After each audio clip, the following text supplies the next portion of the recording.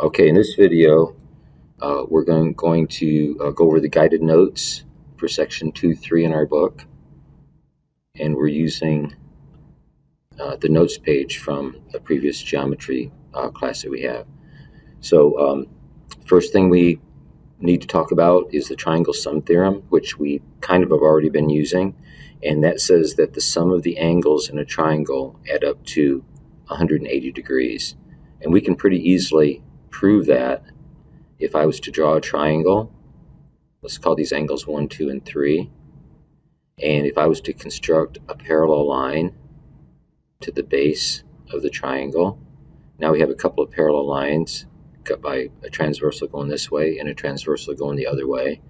And then what I can do is, with alternate interior angles, this angle 1 is alternate interior, so I can basically jump the measure of angle 1 up there on the left of angle 3, and then using the parallel lines with alternate interior angles going the other way, 2 and the other angle to the right of 3 are alternate interior angles, so they're congruent, and we can see that angle 1 plus angle 2 plus angle 3 needs to add 280 degrees, since they would make a straight line.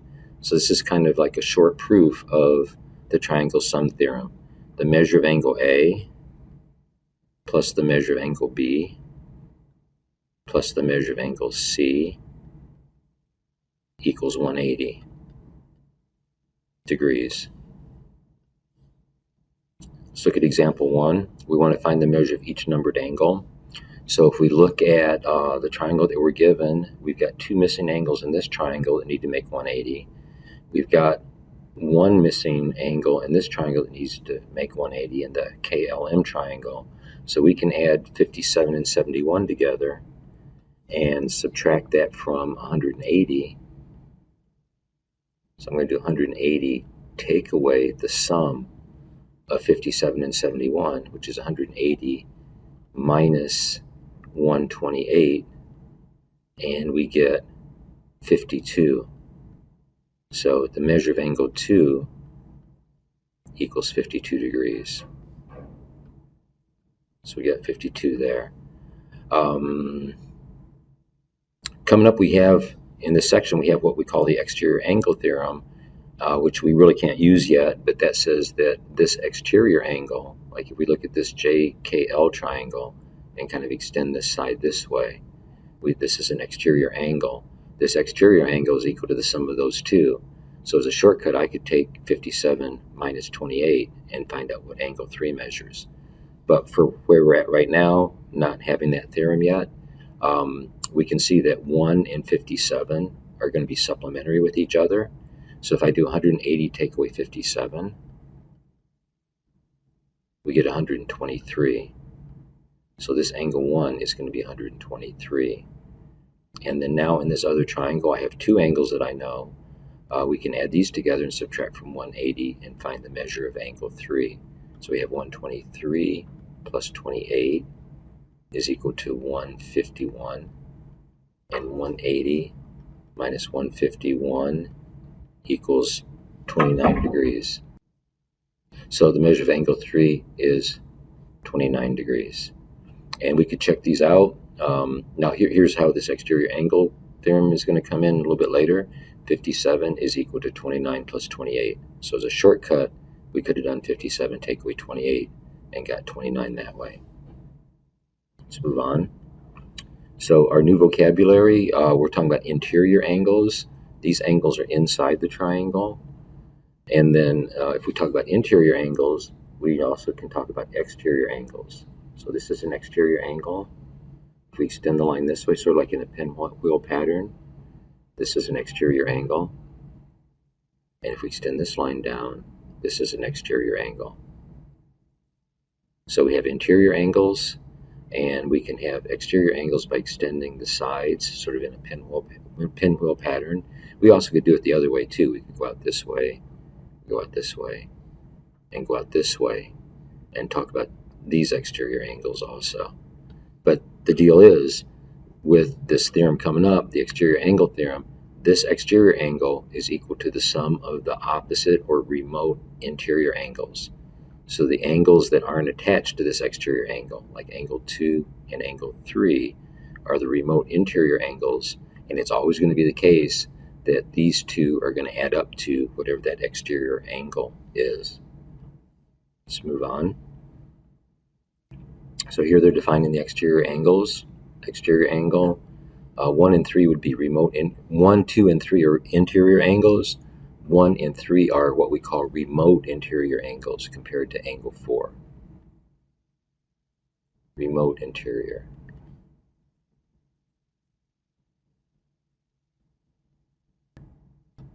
And the sum of the remote interior angles is going to be equal to the exterior angle. Okay, let's move on. So in this example 2, we want to find the measure of angle DAB. So here we have a 65-degree angle.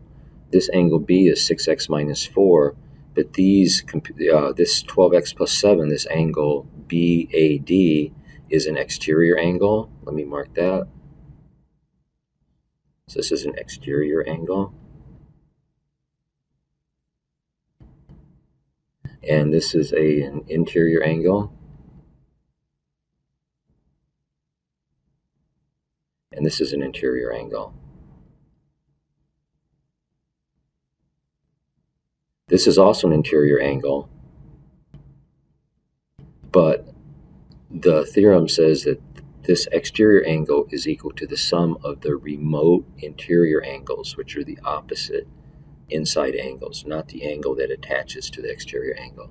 So these two added together have to equal that outside exterior angle. So let's do the algebra that goes with that. So we have 12x plus 7 has to be equal to this angle, which is 6x minus 4, plus this angle, which is 65. So we need to do the algebra to simplify this. Negative 4 and a 65 gives us a 61. So we have 6x plus 61 is equal to 12x plus 7. We want to get the x's to the left, so take 6x away from both sides. And we're left with 61 on the right because these cancel. And 12x take away 6x is 6x, and we still have our plus 7. Now we need to get the 7 to the other side, take away 7 from both sides. 6x's is equal to 54. Divide by 6, x is equal to 9. So we find out that for this to work out, where this angle's measure is equal to the sum of those two opposite inside angles, x being 9 makes that balance out. Now for this problem, they want us to find the measure of angle DAB. So this angle DAB is 12 times x plus 7. So the measure of angle DAB equals 12 times 9 plus 7, which is going to be 108 plus 7, which is 115. So the measure we're looking for is 115 degrees for example 2. Let's look at example 3. Here we have an exterior angle. Here we have the opposite remote interior angles. So this is my exterior angle, and the opposite inside angles are these two. So these two add up to be the outside exterior angle. So let's do the algebra that goes with that. We have 9x plus 10 has to equal 7x minus 5 plus 35. So 35 and 7x minus 5, these are the remote interior angles, and then the exterior angle is 9x plus 10. So simplifying this, combine like terms first. Minus 5 and 35 gives us a 30. So we have 7x plus 30 on the right. We have 9x plus 10 on the left. Move all the x's to the left, take away 7x from both sides. So we get 2x's plus 10 is equal to 30. Take away 10 from both sides, 2x's is 20. Divide both sides by 2, x is equal to 10. So for this problem, if x is 10, this exterior angle is going to be equal to the sum of those opposite inside angles. They want us to find the measure of JLM. JLM is this angle right here. It's 9 times x plus 10.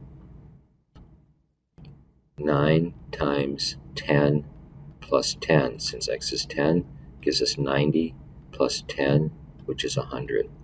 So the measure of angle JLM equals 100 degrees. And that's example 3. Let's move on. There's some corollaries that come from this. Now, corollaries aren't necessarily proved. They're just kind of facts that you can deduce from the previous theorems.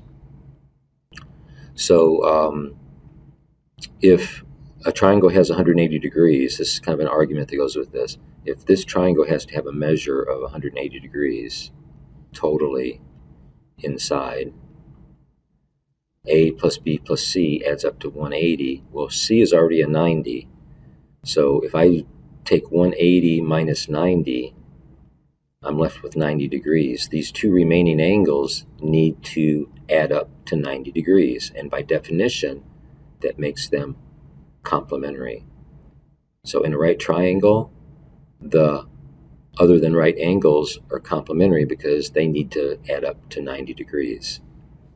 And if we extend that a little bit further, with this next corollary, there can be at most one right or obtuse angle in a triangle. Let's look at it like this. Let's say that angle L here is a 90. If that's a 90, we have 180 take away 90, leaves 90 degrees remaining for the other two angles. So these angles have to be acute angles. Now let's say that angle L instead is 100 degrees, which makes it an obtuse angle. 180 take away 100 leaves us with 80 degrees, which also forces these to be acute angles because those two angles have to add up to 80. They have to both be less than 90 degrees, like 60 and 20 or 40 and 40 or something like that. So those are also acute angles. So we can kind of demonstrate that there can't be more than one right angle in a triangle, and there can't be more than one obtuse angle in a triangle because that sucks up 90 degrees out of the 180, and what's left is 90 degrees split up between two angles. There's no way that those angles can be 90 degrees or above and have that work out. Let's look at these additional practice problems. So let me blow this up just a little bit here. So let's see what we got. Let's see. Looking at this triangle, now they don't have it marked as a number, but that right angle is a 90-degree angle. And here we have a 90 and a 30. These three angles in triangle RWS need to add up to 180 degrees. We've got 90 and 30 given to us, that's 120, and 180 minus 120 leaves 60 degrees. So angle 2 is 60 degrees. Now if we look at the diagram here, this is also marked as a right angle, which is this 60-degree angle plus angle 1. So to make 90, angle 1 must be 30 degrees. And we found the missing angles.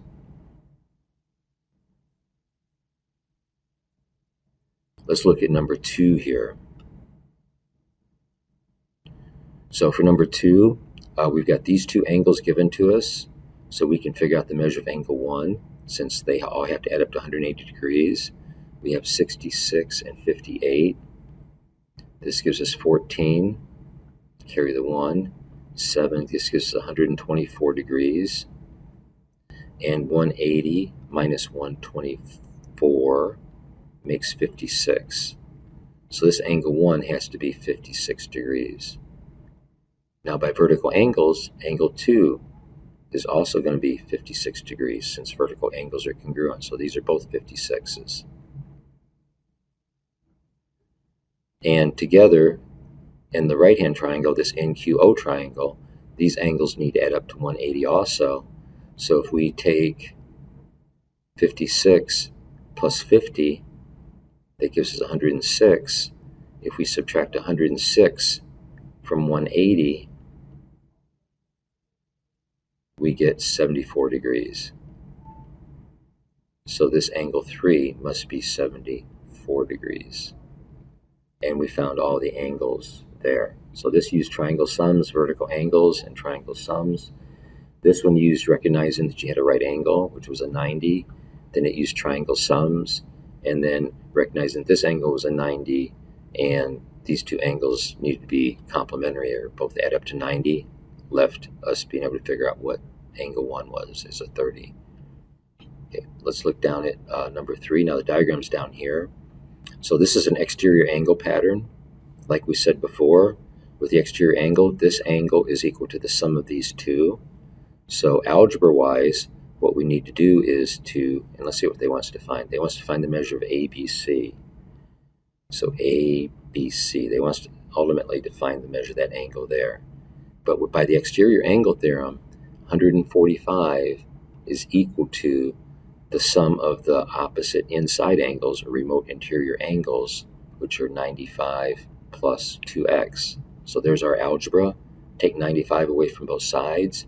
50 is equal to 2x. Divide both sides by 2. X is equal to 25. So x is equal to 25, which means that the measure of angle ABC is 2 times 25, which equals 50 degrees. So the measure of ABC is 50 degrees. Let's look at number 4. Yeah, I think this is number 4. Here we have an exterior angle. Here we have the two remote interior angles. They're both x degrees. So we have x plus x, which is the sum of the opposite inside angles, has to equal the exterior angle measure, which is 58. So 58 equals 2x. X is going to be 29 for this one. Now if x is 29, let's see what they want us to find. Find the measure of angle F. They want us to find this measure here for F, and each one of these is 29 degrees. So the measure of angle F is 29, and also the measure of angle E is 29.